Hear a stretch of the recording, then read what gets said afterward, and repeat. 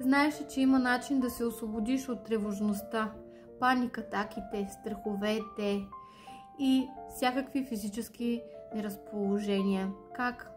Като тилея олово, куршум. Прави го както на място Стара Загора, така и от разстояние. За енергията не съществува разстояние. Още по време на леенето човек отсреща усеща изчистване, успокоение.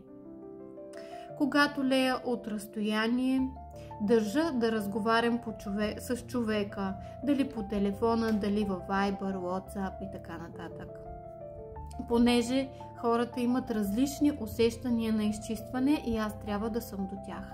И те трябва да си вкъщи в покой, за да се получи леенето, изцелението както трябва.